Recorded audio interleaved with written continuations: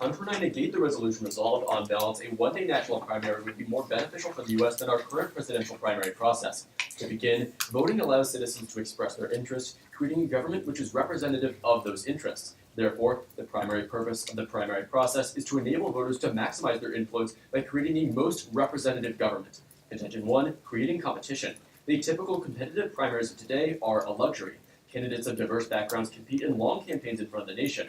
However, this wouldn't be the case under a national primary, which would require more funds and popularity up front for potential candidates. As explained by Terry Shoemaker of U.S. News, only well-known wealthy candidates would ever even get on the ballot. A primary calendar spanning months gives lesser-known underfunded candidates a chance to grow their campaigns. The current process supports lesser-known candidates in two key ways. First, it allows lesser-known candidates to gain media attention. Adam Schiffler writes for the Journal of Political Science, though some presidential primary candidates could parlay spikes of grassroots enthusiasm and increased news coverage, this process bypasses candidates who would stand to benefit most from it, the underground candidates. Outsider candidates hoping to break into the race through grassroots mobilization would be unable to do so in a national primary. Fortunately, according to Ernest McGowan at the University of Richmond, pre-primary underdogs receive larger benefits from increases in media coverage than frontrunners, and momentum can be generated for them beyond just New Hampshire. Second, it allows campaign financing to be more feasible. An empirical analysis by Rutgers University's Richard Lau found even wealthy candidates can't manage a multitude of simultaneous campaigns. Indeed, if a large number of states all decide to hold their primary on the same day, the candidates need to spread their finite campaign resources too thinly. In simultaneous elections, they find that there would be a 14 to 20% decrease in campaign effort in each state, and a 2 to 3% decrease in the probability that citizens end up choosing the candidate which best represents their interests. By allowing for more competitive elections, the current process increases turnout. Benny Gaze at the University of Brussels conducted a meta-analysis and empirically found that increases in election competitiveness cause increases in turnout. Moreover, a study by Notre Dame's Patrick Flavin found more competitive elections receive more attention from the media and interested voters, which further increase election effort, increasing turnout in a cycle. Contention 2, responsible representatives. Subpoint A, democratic deliberation.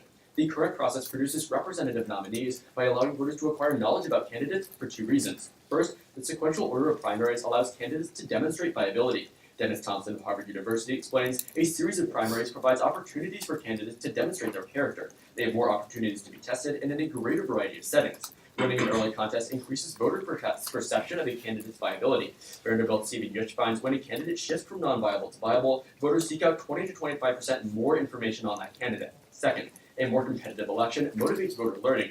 Cindy Cam of Vanderbilt finds when a race is close, subjects think more about the candidates and seek out more issue-based information, accounting for a 15% increase in information seeking.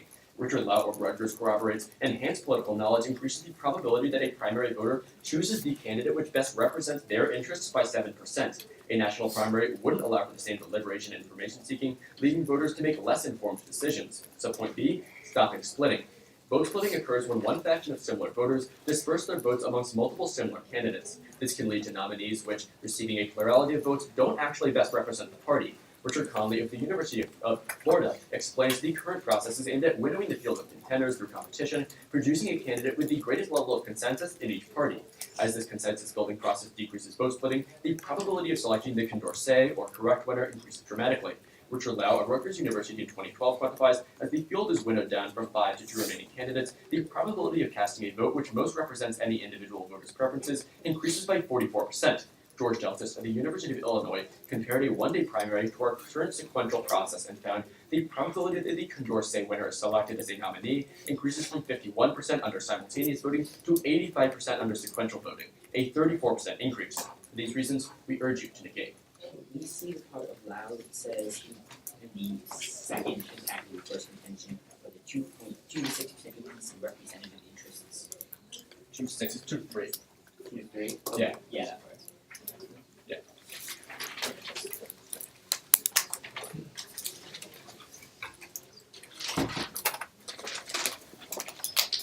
Can I see that 7% Lau number? Yeah, sure. I just give you the whole Lau study. And then both parts are highlighted? Okay, hold on. Yeah, so just we can put it on. Thank you.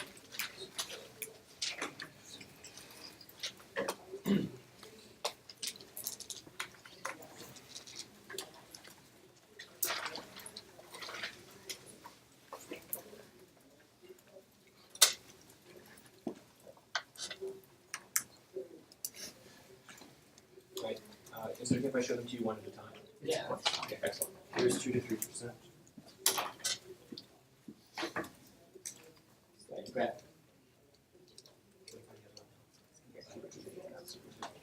Time, stop, 5 seconds used. Do you want 7? Yes, please.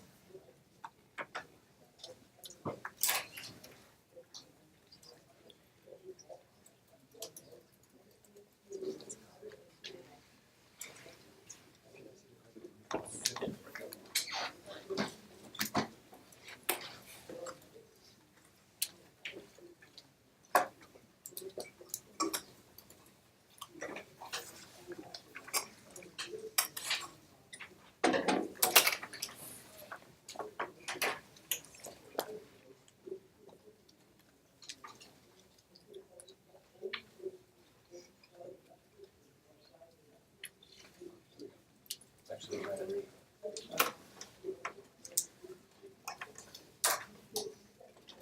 Pinecrest.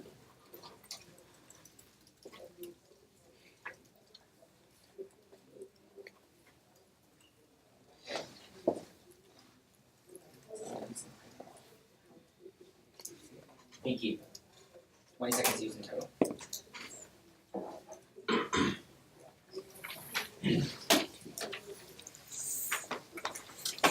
Everybody ready?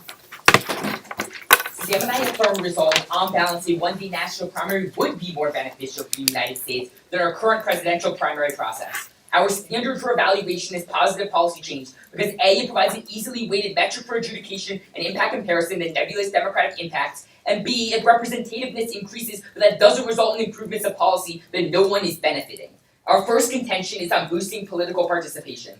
The modern primary has notoriously low turnout. For example, according to the Bipartisan Policy Center in 2012, the 2012 primaries had 17% turnout. This is true for a few reasons that a national primary would solve. First, according to the University of New Mexico's Lana Axe in 2008, thanks to our sequential system, many voters outside of the first voting states don't vote, not only because they feel their vote doesn't matter since the election has already been decided, but also because candidates don't pour much voter mobilization money into later states. Second, St. Louis University's Chad Flanders explains, it is extremely likely that a national primary would eliminate the current caucus system. This is important because as Brigham Young's Christopher Karpowitz explains in 2013, caucuses are more involved in time-intensive efforts, and thus actual turnout at caucuses is almost always considerably lower than turnout at primaries. The first impact is increased legitimacy. The Princeton's Victoria Scheinman finds in 2013 that because voting leads people to believe that they have a stake in the political process, on average being mobilized to vote increases trust in the system by 10 percentage points and internal efficacy by 13 percentage points. The second impact is reduced factionalism. Merkovitz continues, those most likely to vote in low turnout primaries are highly educated, wealthy, politically active homeowners, and very ideological. Brookings Elaine Carmack thus concludes in 2016, moving to create a national primary day is the one reform that could close the enormous gap in voter turnout and reduce the chances that one or both political parties get captured by factions that increase polarization and lead to dysfunctional government. Our second contention is on making every vote count. The current system gives vast gatekeeping power to the voters of Iowa and New Hampshire, who vote first and whose votes set the media narrative for frontrunner status, and thus that they have the power to decide who drops out and who survives. NHPR's Steve Cazella writes in 2015 that the disproportionately white, rural, and ideological early states affect the type of candidates available to voters in later states, perhaps even what candidates choose to run in the first place. Moreover, Elizabeth Skews of the University of Colorado finds in 2007 that the New Hampshire primary generally gets about 10 times the amount of coverage of any subsequent primary election, meaning that even when candidates are not explicitly pandering, the issues confronting the early states are so vastly overrepresented. As a result, Brown University's Brian Knight quantifies in 2010 that voters in early states have 5 times the influence of voters in later states. There are 2 impacts. First, it harms democracy. According to Knight, this disproportionate power represents a deviation from the democratic ideal of one person, one vote. Second, it distorts policy. The New York Times' David Leonard explains in 2016, early voting states receive more federal dollars after a competitive election and get other concessions like infamous corn subsidies. More significantly, Leonard writes, the predominance of Iowa and New Hampshire distort the national conversation. For example, Clyde Haberman of the New York Times says the first 25 debates of the 2008 election never mentioned urban issues, despite the fact that that concerns 80% of the population, and Harvard's Edward Glaser writes in 2008 that candidate positions on broader issues like guns and immigration have been skewed to represent rural interests. More significantly, David Galvin of Northwestern in 2014 finds that because parties often follow their nominees on ideology, this hijacking of what it means to be a conservative or a liberal extends beyond just the presidential candidates through congressmen, think tanks, and local officials, thus warping policy ways people don't even notice. Third, it weakens the candidate pool. The early states dominate so much coverage that they effectively get the power to decide who survives the later primaries. As a result, the strongest candidate often loses because he or she does not appeal to the earliest states. As a result, Nats16 concludes that simultaneous systems outperform sequential systems in voter welfare, that is, selecting candidates that best align with the interests of voters, and thus Sam and I are incredibly proud to affirm. We'll take like 3 seconds to prep this. Yes, thank you. Okay. Might just grab a little water before I start. Yeah, it's all you.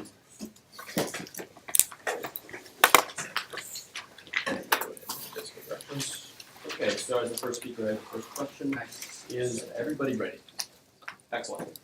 So the framework you give us is that you say we want the best policy outcomes. Yes. The best policy outcomes for who?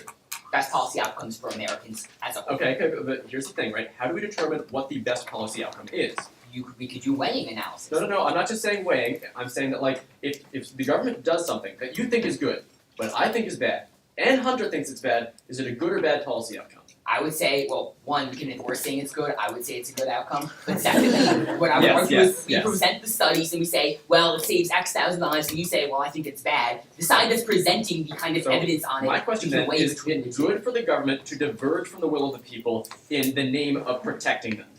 In some circumstances, obviously In we have a some democracy. circumstances. 1 second, Sebastian. Okay. We have a democracy. We also have a republic. And Okay. that's what we base on. The I reason agree. why everything is not a direct democracy is because we recognize that the popular will is not always correct. Well, no, and we that's not sometimes the give reason we up don't- power to the The representatives reason we don't to have a choose direct on our behalf. democracy is because it's not feasible, not because we want the government's actions to diverge from the will of the No, people. as established in the Federalist Papers, it's the idea that we want to control against factions and tyranny of the majority, Federalist 56. There are a lot of So- things established in the Federalist Papers which are incredibly undemocratic, which is why they're not realized in the government today. Well, that's the reason we got the Constitution passed, and it sure is represented in the government today. The- The entire idea of the Republic is our representative, we elect our representatives who are more knowledgeable about issues, When, check against when the the tyranny of Republic was majority. started, it was land-owning men voting, not everyone. Do you Yeah, have a question? I have a question for you. How do you measure the competition you talk about in third competition? Competitiveness is mostly a result of the number of candidates and the amount that they're able to mount a competitive And you campaign. say competitive elections are there's more competitive under fast vote. Doesn't that contradict your third contention? We say there are more candidates Okay. and that's bad. I'm really glad that we get to clarify this because it doesn't. Because the winnowing of candidates occurs in both worlds. The U.S. News evidence Yes. actually identifies this. The problem is that under a national primary, the winnowing occurs before the election even begins because only the wealthy candidates get to run. Here's the thing, you actually get more representation with a larger number of candidates at the beginning because there's an increased probability that a candidate is in the pool that represents my interests. Sebastian, Yes? you say, I'm going to quote you on this, winnowing occurs in both worlds. Here's the thing, though. No, Here's wait, the thing. but let me I just- really hope you don't misrepresent this because we say it occurs in both worlds, but under your world Sebastian, it that was- occurs that was- according this who is has the really most money peripheral. and the most influence. Sebastian?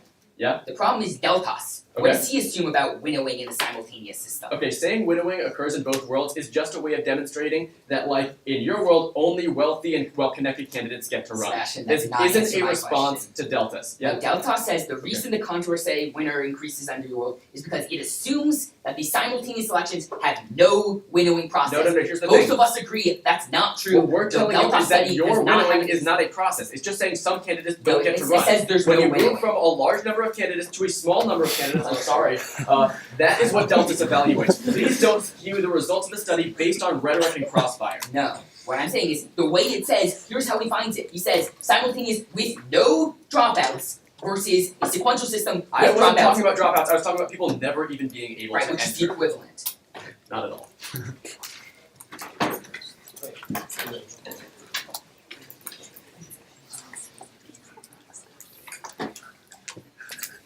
I'm going to discuss framework and the interaction between the two observations, and then each warrant and impact of the case.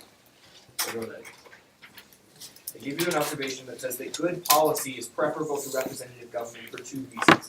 That's directly responsive to ours. However, the 2 reasons that they give are they say that good policy is important because it benefits the people. That means that it is representative. The way that you judge whether or not a policy is beneficial is whether or not it is representative. That is how America judges or judges its policy. With that being said, they're conceding to the framework implicitly, even if we have to show that it manifests in good policy. But then they give you two contentions. The first one is about turnout. They say that turnout is low for two reasons. First, they say that later states feel disenfranchised. We have two responses here. First, if you look at Pinecrest of the University of South Carolina, she writes that statistically speaking, there is no relationship between the date of a primary and the amount of expected turnout. If my opponent's case were true, then they would be able to show somewhere that turnout was lower in later states. However, secondly, if you want a real-world example, this year in California, when they were both voting, or when both parties were voting in already decided elections, turnout was a record high of almost 49%. That means that empirically, they're wrong. They can't give an example, they can't give an analysis. Secondly, they say that caucuses are bad because caucuses have low turnout. We have two responses here as well. First, caucuses occur on one day. That still falls under a one-day national primary. States still decide how to elect their candidate.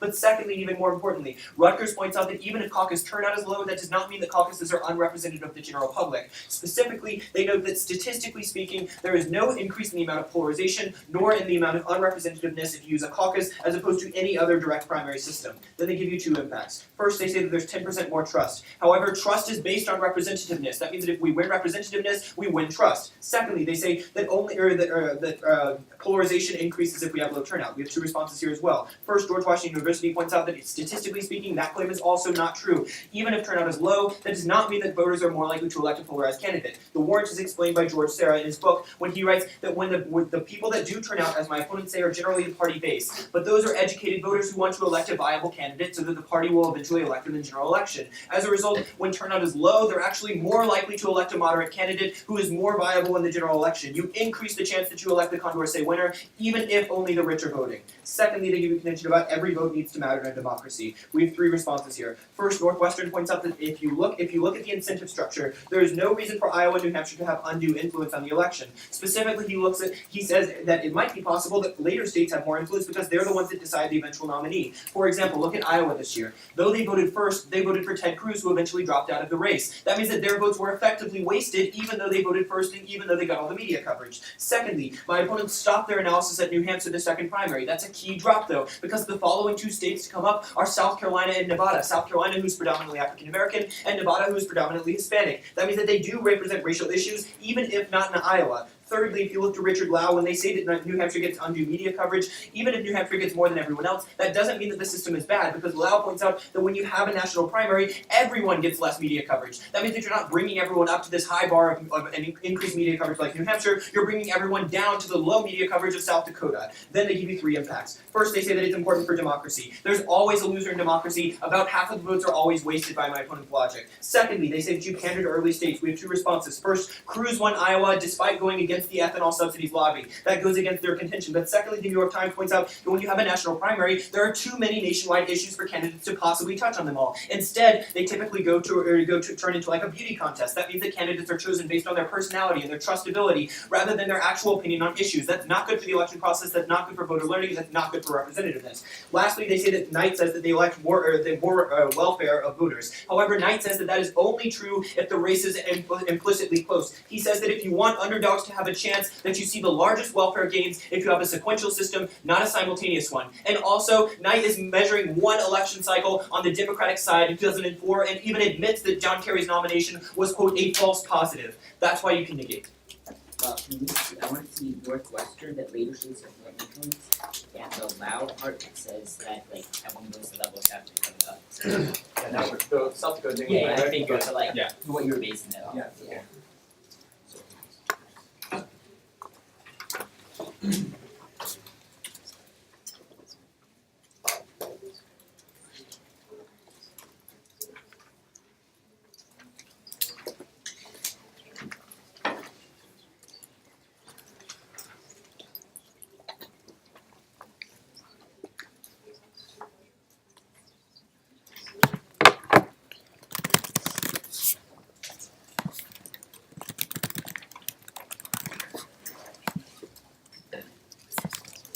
Okay, here's Northwestern. Back there. Can you see the full PDF please?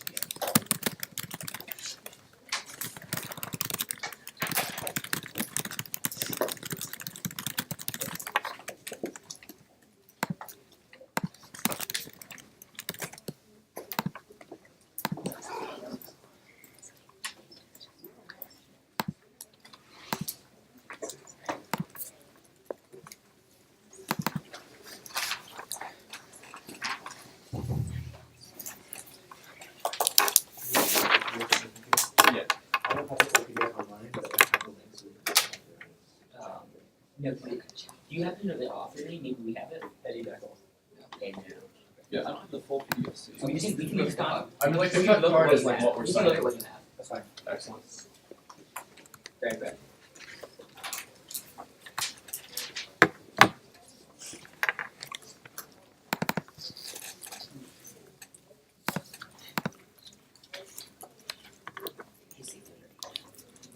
And then the loud like lessens the video. Yeah.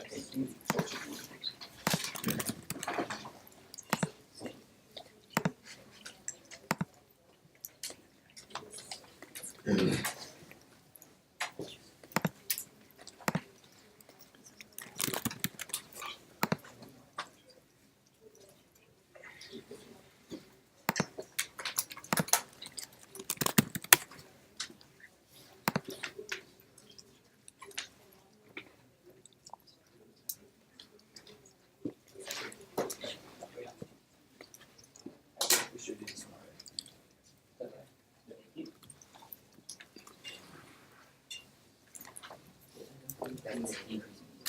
Thank you. 20 seconds each.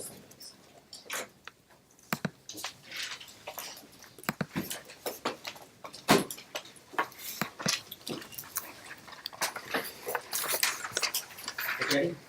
Yes. You ready? Yeah. And judges?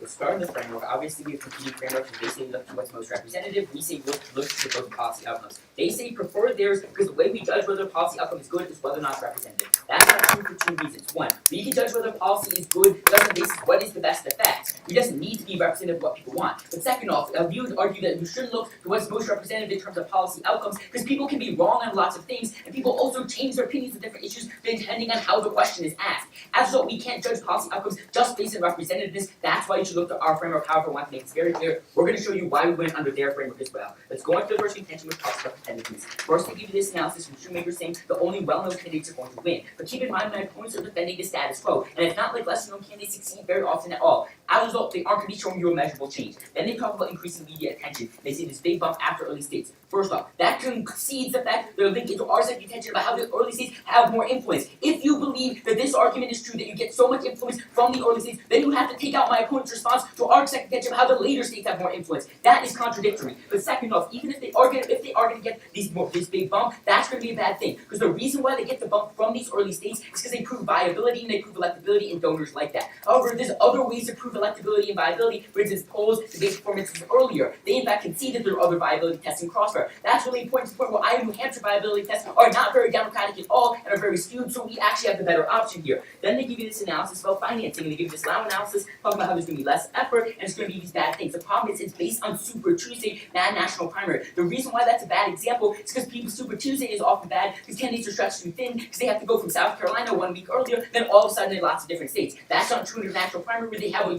year-long build up to it, so it isn't going to be a problem in the real world. But it's actually going to be then they talk about how it's going to be less competitive because there's going to be fewer candidates running. There's also going to be a narrowing process before the campaign starts, even under a sequential system. That's a Kozela analysis we give you in our second contention, which they don't respond to, which says that because only Iowa and New Hampshire candidates can actually succeed, the fact that it narrows out candidates who can appeal to things like urban issues, which means we'll always see this narrowing process. But here's the most important problem. If they're talking about financing, that's going to be a big barrier. We're going to turn that against them. The reason for this is two reasons why it's going to be easier to finance under a simultaneous system. First off, you don't have these absurd war of attrition where people like Jeb Bush spend $2,800 per vote in Iowa. You smooth that out across the entire country by not having these diminishing return problems. Second off, you see the problem with split media markets where people buy ads from sits at Davenport, Iowa, where 70% of them are thrown in Illinois. That's not going to be a problem under simultaneous election. So if we're talking about financing, it's easier under our system. Let's go on to the next contention, which talks about representation. First, they talk about deliberation and say that it's going to be demonstrating character and demonstrate viability. But again, we can demonstrate viability in other ways. We don't need Iowa, New Hampshire. We will pretend that Iowa, New Hampshire are really bad ways to demonstrate viability. Then they say it's going to be more competitive and people are going to gain more information. But just because they gain more information from the current system doesn't mean that information is useful.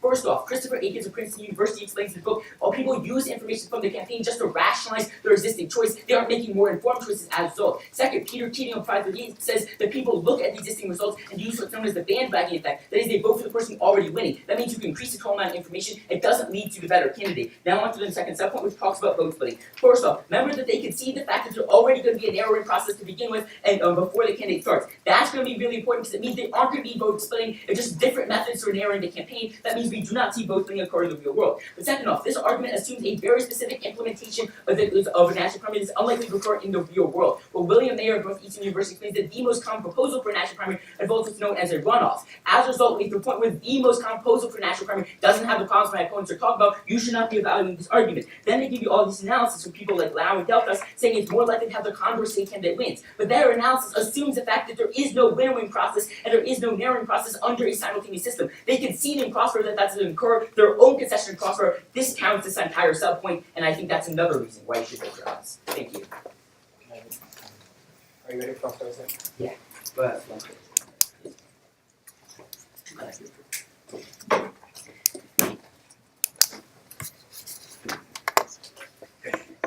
So you ask the first question? First. Rebuttal, you said that polls can replace primaries so that we can judge momentum, right? Doesn't that mean that you think that momentum is a good thing for winnowing out candidates? No, I think that sometimes there is a value to winnowing. However, what we're saying is that the winnowing is going to be non-unique because it's going to winnow in either world. However, one of them winnows just based on different methods. Yes, that's why it's unique, right? So you have to ask yourself, is it better to winnow down candidates based on an election in a state or based on a poll conducted by a company? Polls. Why? Because for two reasons. One is the fact that it's not going to be just polls. To be taking things in fuller context, polls, debate forums, interviews, etc. Okay, well, we have all those other things in the polls status and quo. these other We also have polls in the status quo, by the way. Connor, here's the most important point.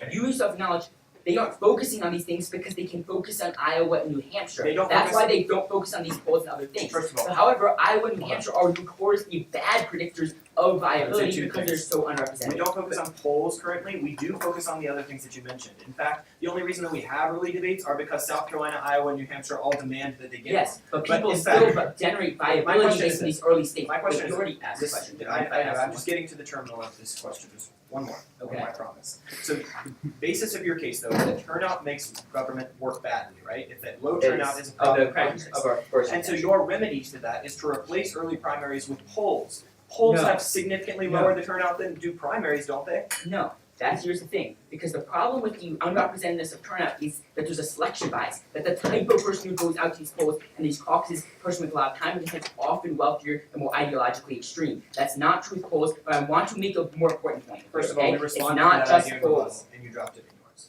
Yes, because he's That's defending fine, cases in that's fine, summary, which that's the fine. judges agreed to. That's fine, but I'm Okay. just saying, like, Can I ask the you a idea question, that they're more ideological is wrong. Can I ask you a question? Yes.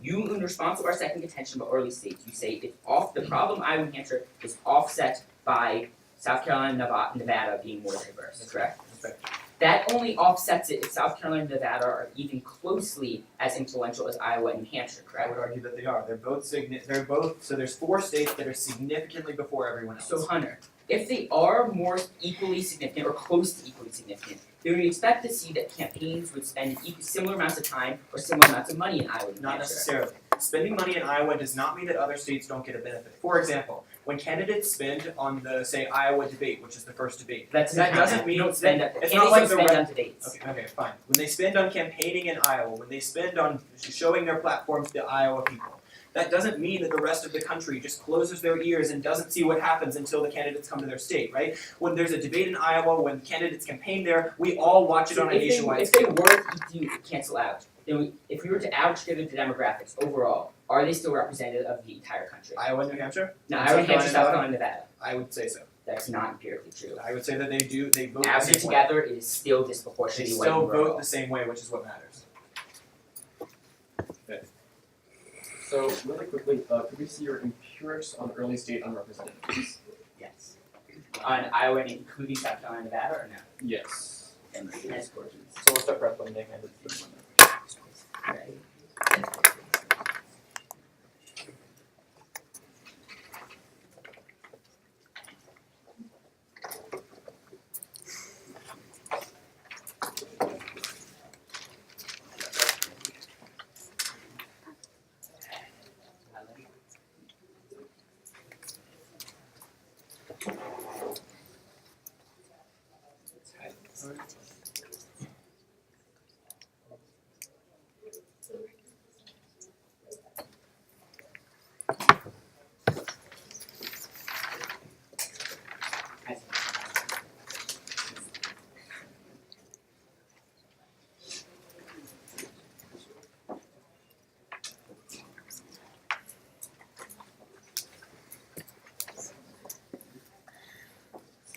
just kind of highlight it.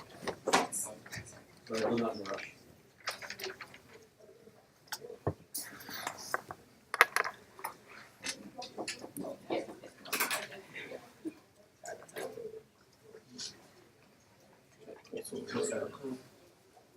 That whole paragraph.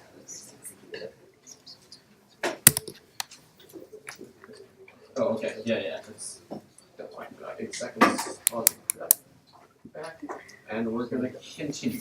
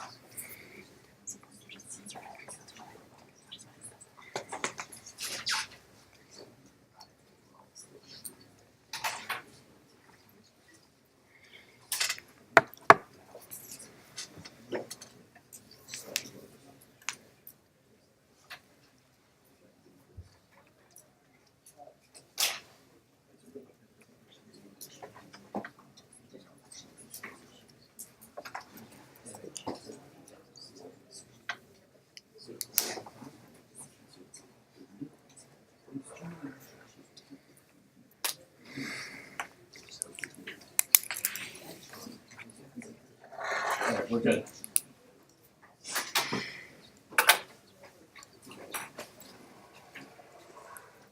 So we used about a minute, 5 seconds. Okay, so is everybody ready? I'm gonna give you an observation and then 3 voting issues.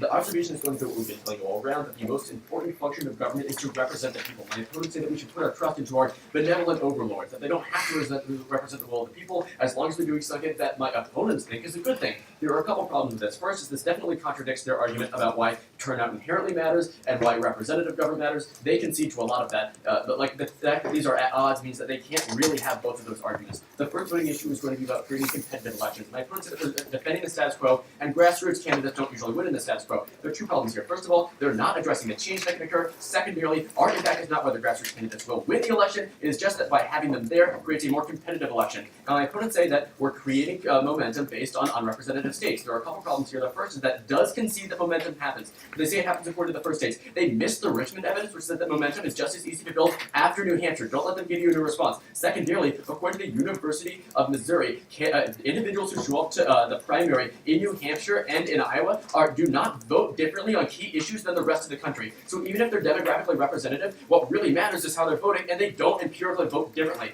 And then they say that like financially, like it's already really hard. Like look at Jeb Bush, he was trying to do a war of attrition. Look at how that worked out for him. It didn't, because he wasn't able to build momentum. We're winning those links there, and we're getting the Lao evidence, which says that in competitive elections, when we see elections all at once, we see less effort by candidates, meaning that there's less media coverage across the board. The second voter is going to be turnout. My opponents claim that turnout is really, really important, and it will increase. Now there are a couple things, and their impact is ideology. According to George Washington University, which Hunter gives you in the rebuttal, there are not empirical ideological differences between voters who do turn out and don't turn out in primaries. There's no response to that. Additionally, there's no response to Pingley that says empirically there's not a relationship between the date of the primary and the amount of turnout. Not only this, but we turnout for 2 reasons: because of competition and because of the increased media coverage. They're not responding to those links. The third voter is going to be vote splitting, which is a very clear for you to wait for us. They're not giving a real response to vote splitting. They're just trying to build up of the rhetoric in Crossfire. I'll explain in Grand Cross why that doesn't apply. We're getting those impacts.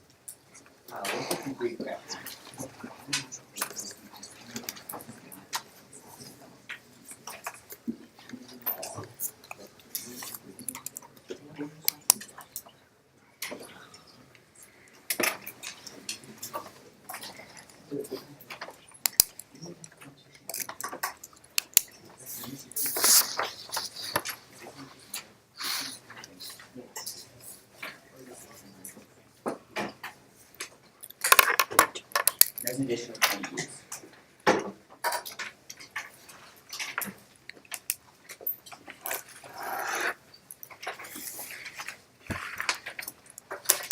Is everybody ready? On framework, when you're comparing between 2 functionally democratic systems, if one of those systems doesn't result in better policy changes, then people's lives don't change. At the point where that's interest of the United States, the framework is better policy change. their case, they talk about more competition, but their only impact of competition is more turnout, which they also say in the rebuttal doesn't matter. They can't have it both ways. They can't say competition is important for more turnout and then say turnout doesn't matter.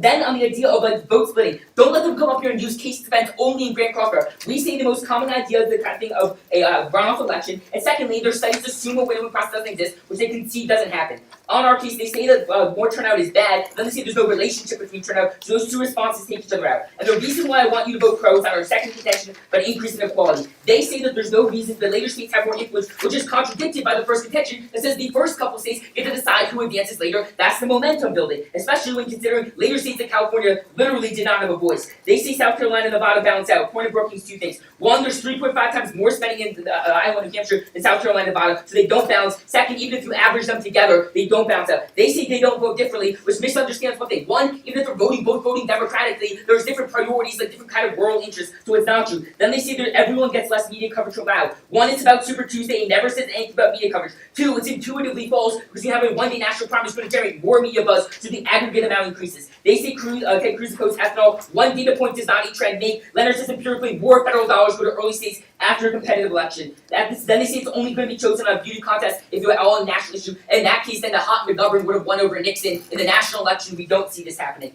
Here's how you weigh this argument. One on Cozella that says as a result, you see weaker candidates running because the strongest candidates aren't even running. That links into my opponent's own framework of representatives because the best candidates aren't even running if they can't appeal to rural states. Secondly, on the better framework, our framework, we say more federal dollars going to early states. You get things like corn subsidies that harm the rest of the country because we're the only side actually impacting out through real policy change. We are incredibly proud to affirm.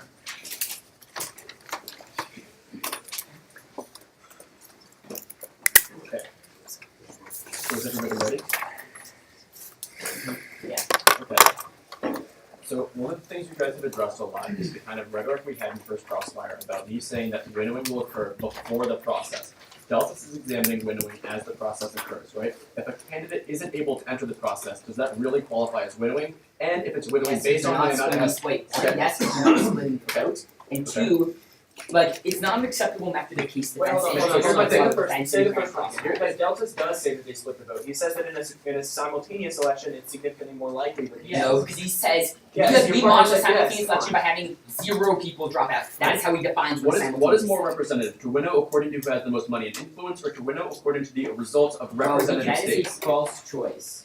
What we're telling you is that the way they would winnow is whether or not they can be perceived as viable through other measures, not the unrepresentative states of Iowa. Okay, other other measures, measures which but are that other measures unrepresentative. is just money. I apologize. I didn't catch Yeah, you that. say other measures with a vague term. The other measures is defined by us. It's just whoever has the most money to No, want to we use explained the like- other measures. National debates, national polls. Okay, These there are are measures a of couple viability that are problems being with this. underused in the status quo because they turn to things like Iowa and Hampshire, but would gain increasing prominence under a First of all, national polls are primary. pretty unrepresentative insofar as they change all the time, but if you want to look at the debates, I'd say that there are a lot of problems with those in terms of representation because according to the University of Arkansas, they are highly slanted towards the front runners. Like there Wait. there are polls currently Wait, for that say that example, both Carly candidates Fiorina win. in the undercard debate used that strong debate performance to springboard into stronger performance. Marco Rubio was considered a Okay, front runner, let's but look was at the trashed Republican by debate Chris though. Christie. You have That's our candidates like argument. Jeb Also- Bush who don't make good arguments, but because of the way the debate is structured, they're told to please clap. Also, the, No, that was also, a speech. also- No, that's like actually another thing because That's he's no, that's actually because he was used to getting people to clap for him because they'd hold up Yeah, placards. yeah, This is yeah. incredibly Calm down.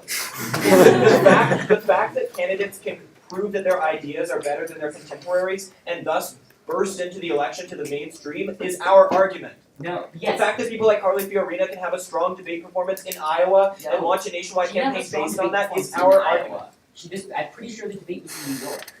Okay, but the critical argument here is that momentum building matters. Okay, so like we'd ask, like we ask you a question. democratize the momentum building Also- process. also, rather than if it- give is the it people your white question voters now? Iowa Hold and on. Hampshire Do you capacity have a to question generate now? Yeah, momentum. I do. Just 1 second though. It's If the debate, been if 2:29. the debate was in New York, that is even more indicative of our point because that means that she generated momentum after Iowa, New Hampshire. No, South it was Carolina, before Nevada. Iowa and Hampshire the location Okay, was then in that New kind of York. suggests that we're question- representing other my interests as well in this question, quote. Yeah, your no. question? My question though is when you say that you can generate momentum after Iowa and New Hampshire, Yeah. how many candidates in recent elections have won without getting momentum from Iowa Bill and Clinton New Hampshire? did, and I 1992 believe was that way Mitt Romney before also all did. of us. Mitt Romney also did. The key thing Mitt is that Romney- like, your Mitt Romney evidence for this is nice. Lost You don't think Iowa it by gets 32 again. votes, he killed it in New Hampshire. Here's the That's thing, a like, you're- historically No, false he won statement. it in the general election. He lost it. No, he won the New Hampshire He one, lost and he it. lost I Iowa by promise you, 32 he lost in votes. the same form. No, he got Iowa by 32 votes and then he killed it in New Hampshire. You're misreading the states.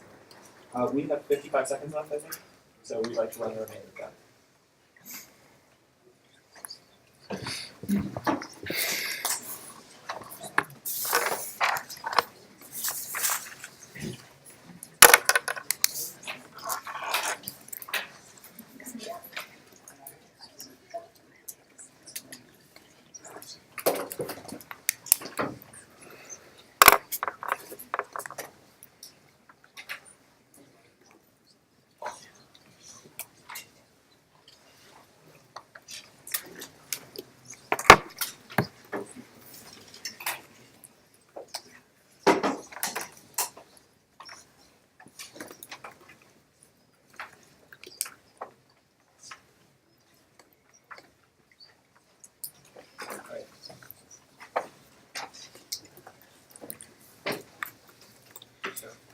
Final focus will be a discussion of framework, the competing ones, and their argument about equal importance, our argument about competition and winning.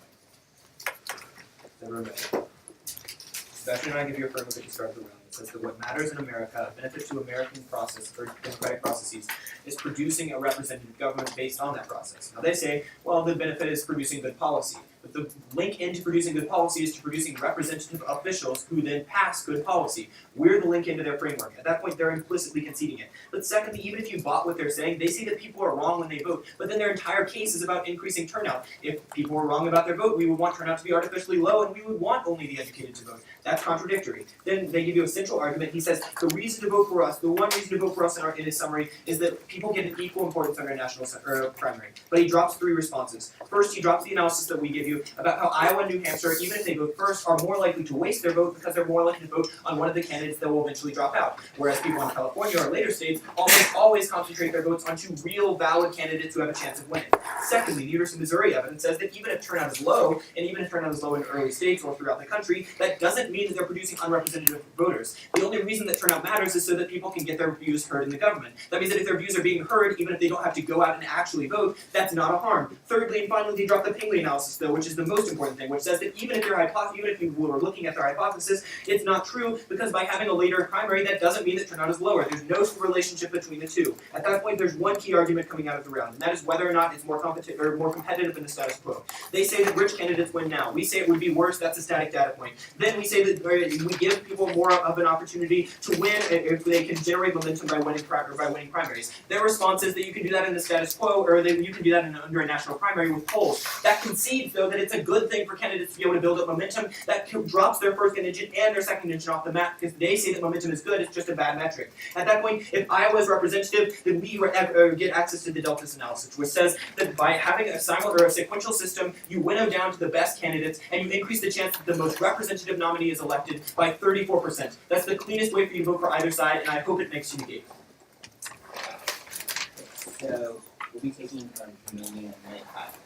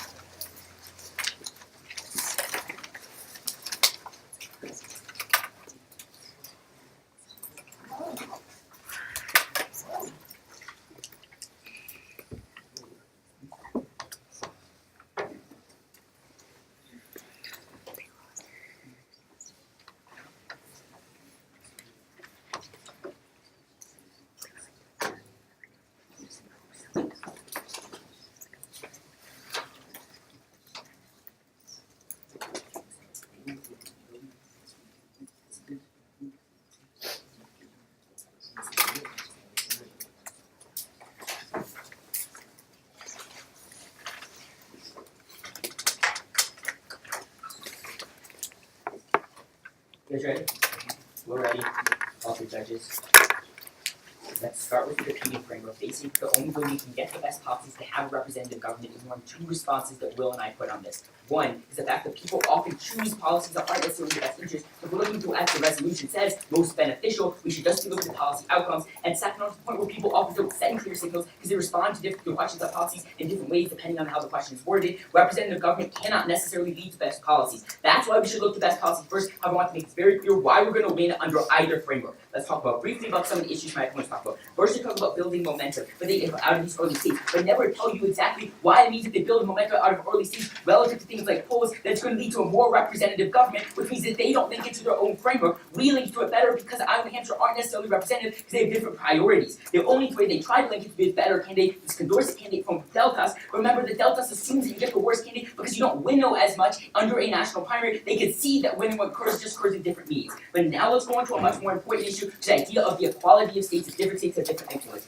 They say, well, Iowa and New Hampshire waste the vote. With two problems with this. First off, they aren't going to be wasting the vote because they still have immense power to create momentum, which they themselves say is really important, and the fact that they later states don't get a better choice because all the states like California and Jersey don't get any voice at all because the decision has already been made. Then they say that Iowa and New Hampshire vote the same way on issues as the rest of the country. Two things here. One, even if they vote the same way, they can still have different priorities. That's why Leonard says that the early states distort the national conversation. And second, the reason why the rest of the country votes the same way is because of this distortion national causation of the national conversation. Then they give you this Pinkley analysis, but that's about turnout. Word argument isn't about turnout, it's about how they have different influence because of, for instance, the momentum effects. Here's why this outweighs all my opponent's argument. It outweighs under their framework because you can't have a most representative government when the views of certain people are literally represented more and determine momentum more, which they say occurs and concedes occur. This also outweighs under our framework when we're giving you the specific policy distortions, things like more federal dollars from Leonard and the coin subsidies from Leonard. So if we're looking to what actually affects people's lives, that's why you should affirm, and why under either framework you should cast an affirmative ballot.